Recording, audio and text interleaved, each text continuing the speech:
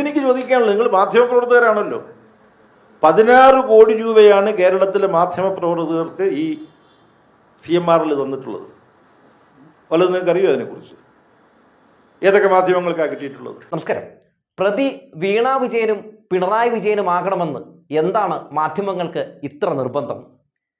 എക്സാലോജിക്ക് വിഷയവുമായി ബന്ധപ്പെട്ട് എന്തിനാണ് മാധ്യമങ്ങൾ ഇത്ര കൊടുമ്പിരി കൊണ്ട് അന്തിച്ചർച്ചകൾ നടത്തി പ്രതിസ്ഥാനത്ത് വീണയെയും പിണറായി വിജയനെയും അങ്ങ് പ്രതിഷ്ഠിക്കാൻ ശ്രമം നടത്തുന്നത്? കാരണമുണ്ടല്ലോ. അതായത് CMRLന്റെ കയ്യിൽ നിന്ന് മാപ്രകൾ മേടിച്ചിരിക്കുന്നത് 16 കോടി രൂപയാണ്.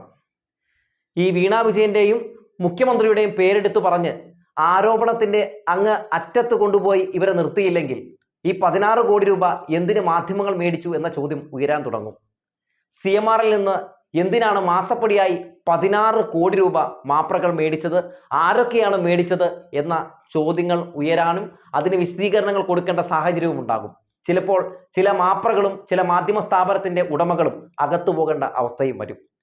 അതുകൊണ്ടാണ് ഈ കുഴലിനെയൊക്കെ എടുത്ത് ഇങ്ങനെ ചുമലിൽ വെച്ചുകൊണ്ട് കുഴല് പറയുന്നതാണ് വേദം എന്ന രീതിയിൽ ഈ മാപ്രകളൊക്കെ പാടിക്കൊണ്ടിരിക്കുന്നത്. ഇന്ന് MA ബേബിയോട് ഇതുമായി ബന്ധപ്പെട്ട് ഒരു ചോദ്യം മാധ്യമപ്രവർത്തകർ ചോദിച്ചു. മാധ്യമപ്രവർത്തകരുടെ കർണമടിച്ച് പുകച്ച് അങ്ങ് ഓടിച്ചു വിട്ടിട്ടുണ്ട് MA ബേബി.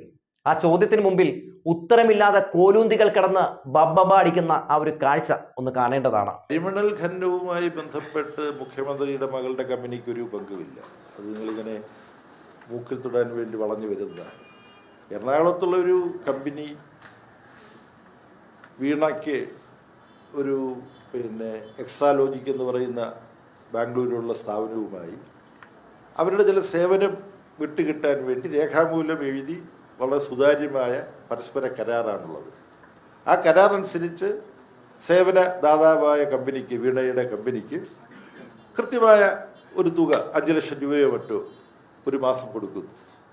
അതെല്ലാം കൂടെ കണക്കാക്കുമ്പോൾ 1,75,00,000 രൂപ ആണ്. അതിനെല്ലാ രേഖകളുമുണ്ട്. അത് സംബന്ധിച്ച് അന്വേഷിച്ച് കഴിഞ്ഞാൽ അതെല്ലാം വ്യക്തവും. അത് അന്വേഷിക്കാൻ പാടില്ല എന്ന് പറയുന്നില്ല.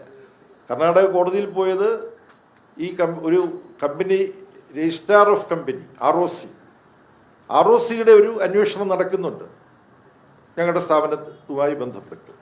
അപ്പോൾ വേറെ SFIO ഇതേ കാര്യത്തിൽ അങ്ങനെ ഒരു അന്വേഷണത്തിൻ്റെ ആവശ്യമുണ്ടോ? ആ ആവശ്യം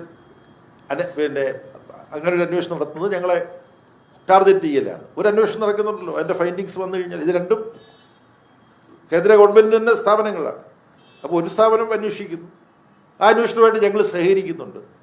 എന്തിനാണ് മറ്റൊന്ന് ഏർപ്പെടുത്തിയിരിക്കുന്നത് എന്നാണ് ചോദിച്ചത്. അപ്പോൾ കർണാടക ഹൈക്കോടതി പറഞ്ഞില്ല, അത് നടക്കട്ടെ എന്ന് പറഞ്ഞു.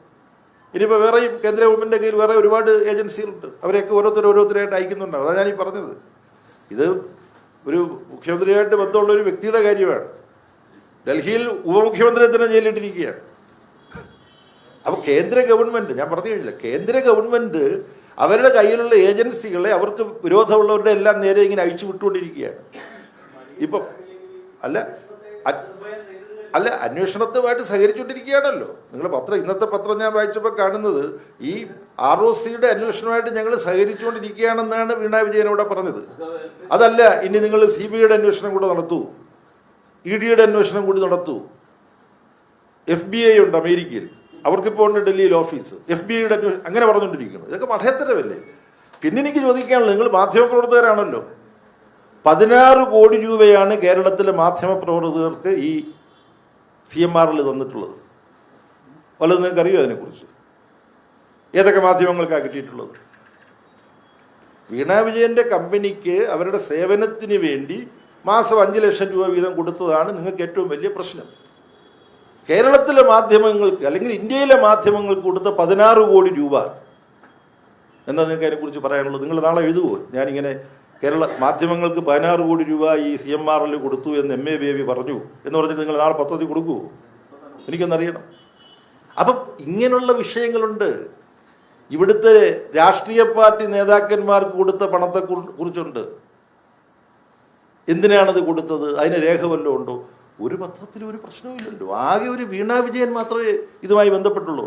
വീണ വിജയന്റെ കാര്യത്തിൽ മുഴുവൻ രേഖകളുമുണ്ട്, സുതാര്യമല്ലാത്ത യാതൊന്നുമില്ല.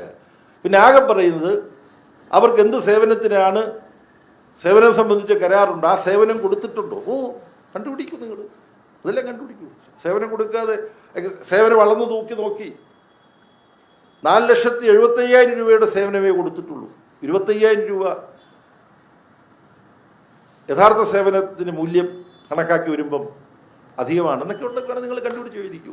ഈ ആത്മവഞ്ചനയ്ക്കൊക്കെ ഒരു പരിധി ഉണ്ടാകണം, അത്രേ പറയും. CPM-നും ഇടതുപക്ഷത്തിനുമെതിരായി ആക്ഷേപങ്ങൾ ഉന്നയിക്കാൻ കഴിയുന്നില്ല. ഇപ്പോൾ സുപ്രീം കോടതി ഭരണഘടനാ വിരുദ്ധമാണെന്ന് പറഞ്ഞ സംഭവം ഉണ്ടല്ലോ. ഈ സംഭവം ഇലക്ട്രൽ ബോണ്ടുമായി ബന്ധപ്പെട്ട് 6,566 കോടിയാണ് BJP വാങ്ങിച്ചത്. കോൺഗ്രസ് വാങ്ങിച്ചത് 1,123 കോടി രൂപ. കമ്പനികളിൽ നിന്ന് വാങ്ങിയ കോഴയാണ്. ബാക്കി എല്ലാവരുടെയും ഉണ്ട്, എൻ്റെ അടുത്ത് എല്ലാം ഉണ്ട്. അതെല്ലാം നിങ്ങളുടെ സമയം ലാഭിക്കാൻ വേണ്ടി ഞാൻ പറയാത്ത. തൃണമൂൽ കോൺഗ്രസ് ഉണ്ട്, ആം ആദ്മി പാർട്ടിയുണ്ട്, മറ്റ് പാർട്ടികളുണ്ട്. ഇല്ലാത്തത് CPIM ആണ്. ഇത് പുറത്തു കൊണ്ടുവരാൻ വേണ്ടി കേസ് കൊടുത്ത് വക്കീലിനെ വെച്ച് സുപ്രീം കോടതിയിൽ വാദിച്ചത് ഏത് പാർട്ടിയാ? CPIM ആണ്. ആർക്കെങ്കിലും എവിടെങ്കിലും ഇതിൻ്റെ പ്രാധാന്യത്തെക്കുറിച്ച് ചെറുതായിട്ടൊന്ന് എഴുതിക്കൂടെ? എഴുതിയോ?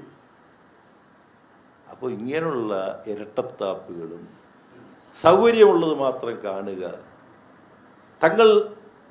തങ്ങളുടെ രാഷ്ട്രീയ യജമാനന്മാർക്ക് വേണ്ടി ഏറ്റെടുത്ത കൂലിപ്പണിയായി മാധ്യമപ്രവർത്തനത്തെ അധപ്പതിപ്പിക്കുമ്പോൾ ആ ദിശയിൽ പറ്റുന്നതല്ല.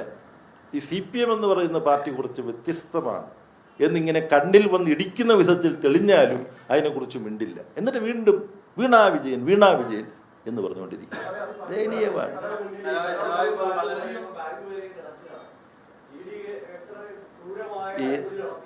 ഏത് ബാങ്കിനെ കുറിച്ചും CPIM-നെ സംബന്ധിച്ചിടത്തോളം ഇത്തരം കാര്യങ്ങളിൽ നിന്നും ഒരാളോടും ചർച്ച ചെയ്യേണ്ട ഒരു കാര്യമില്ല. ഞങ്ങളുടെ കൂട്ടത്തിൽ ആരെങ്കിലും ഏതെങ്കിലും സഹകരണ ബാങ്കിൻ്റെ ഭാഗമായി നിന്ന് കുഴപ്പം കാണിച്ചിട്ടുണ്ടെങ്കിൽ ED പിടിക്കട്ടെ, പാർട്ടിയിൽ നിന്ന് നടപടിയും വരും. അത്രയേ ഉള്ളൂ. അവർ പാർട്ടിയിലുണ്ടാവില്ല, അത്രയേ ഉള്ളൂ.